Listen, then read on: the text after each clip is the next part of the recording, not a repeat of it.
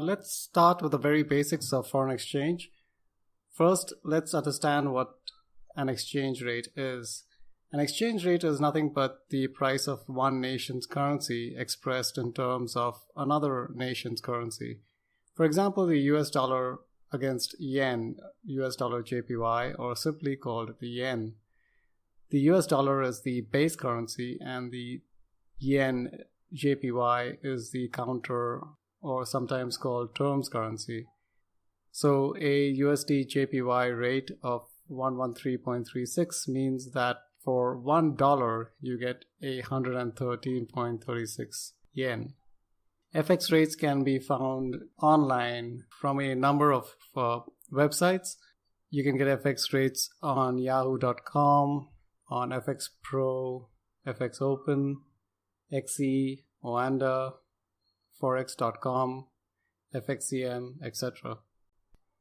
There are also two parties to an FX transaction that use the exchange rate: the price taker and the price maker. The price maker is also called the market maker sometimes. And there are also two sides to quoting the exchange rate, the bid and the ask. So depending on the role of the trader, whether the trader is the market maker or the price taker, the bid could be the buy rate or the sell rate, and the ask could be the sell rate or the buy rate.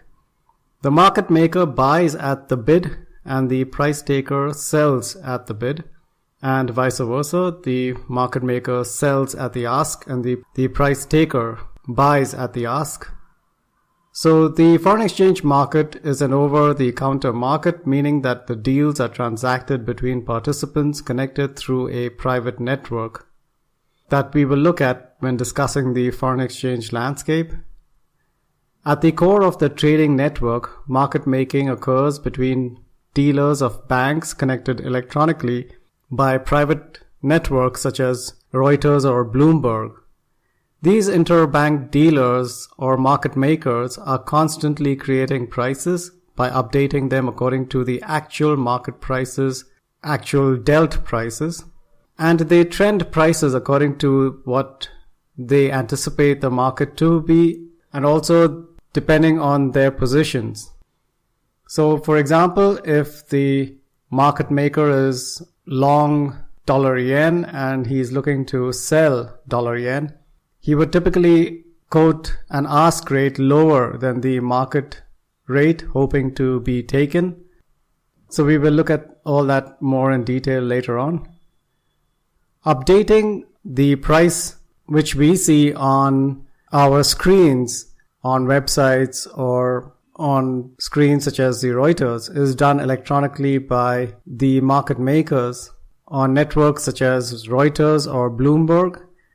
So these interbank dealers or market makers are constantly creating the prices by updating them according to what they think the actual market prices are, or trending prices according to what they anticipate. This is done electronically through a price updater such as Reuters terminal.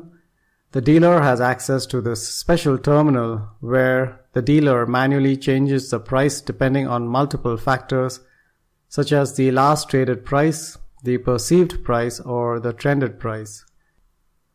For example, a market maker might get taken on the ask side of the quote, creating a short position. In order to cover his shorts, he might need to trend the price higher in order to get given on the bid side. On highly volatile movements, when the currency pair rallies or falls, sometimes dealers do not have a clue as to where the prices dealt are. Hence, there are no updates by market makers and therefore forming price gaps. It's only when a market maker updates a price on the terminal, a price tick forms that gets saved into the database, and then that's aggregated to form charts with varied intervals such as the 5-minute, 15-minute, 30-minute, hourly, 4-hourly, daily, weekly, etc. Prices can also be obtained from sources such as the EBS, the Electronic Broking Services. So the Electronic Broking Services is a wholesale electronic trading platform used to trade FX with the market maker banks. initially in the 1990s, the Reuters Dealing 2000 and the Reuters Dealing 3000 had a monopoly in the interbank spot foreign exchange market.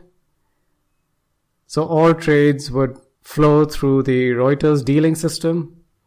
So EBS was created by a partnership of the world's largest foreign exchange banks to challenge the Reuters monopoly in the interbank market.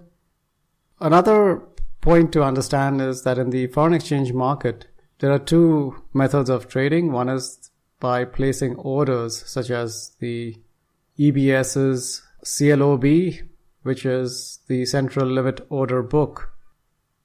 The Central Limit Order Book is a centralized database of limit orders and is a trading method that is used by exchanges globally. It is a transparent system that matches customer orders by matching the highest bid with the lowest offer. So in this CLOB model, the customers can trade directly with the dealers can trade with other dealers, and customers can trade with other customers. Now, in contrast to the CLOB model is the request for quote model, which we will look at when discussing the interbank or the investment banking market. So the request for quote trading method, the customer contacts his or her banks for a price. So they have a set of banks that they deal with, market makers who quote a bid and offer to the customer. And as we've mentioned, if the customer wishes to buy, they would hit the ask side. And if they're willing to sell, they would hit the bid side. So in the RFQ model, it's important to note that customers cannot trade with other customers, and the customer cannot be the market maker. So the market maker are dealers in banks. So the closest competition to the Reuters Dealing 3000 is the EBS, and the decision by a trader and foreign exchange trader to trade using the EBS or Thomson's Dealing 3000 is dependent on the currency pair. So we will discuss more about how the foreign exchange landscape works when we move to the technical analysis section. Next, we will look at the concept of direct and indirect quotes.